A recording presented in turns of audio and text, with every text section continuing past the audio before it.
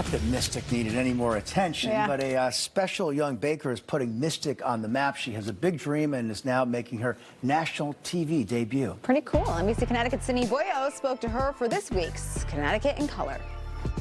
In the show, you're doing this, you're mixing, you're doing your. Are you frantic? How do you feel?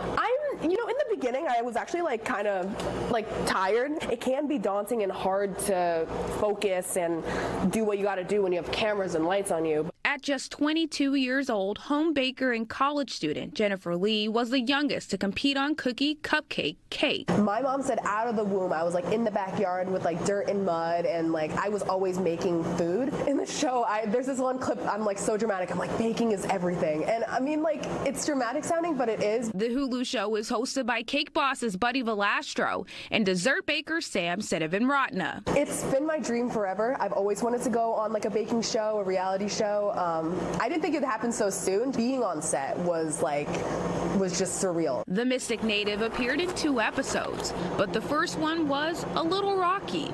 She was eliminated in the cookie round. I tried not to give up until the very end. I would say the last 20 minutes, I was kind of I came to terms with the fact that I probably wasn't gonna win. But Lee was invited back to continue her journey in an animal-themed episode. I was like, okay, fresh start. I'm gonna redeem myself and go all the way. This time, things went a bit better, with her moving past the cookie round, then cupcakes, and finally making it into the cake round, where she leaned on her Connecticut roots. Growing up here, actually, I went to the Mystic Aquarium all the time. My grandma works for the seaport, and when they said you have to feature an animal and it's natural surrounding, I was it's a no-brainer to do an aquatic animal. Topping the ocean-colored cake off with an octopus, Lee faced off with fellow contestant Andy Ortega, who eventually took home the win.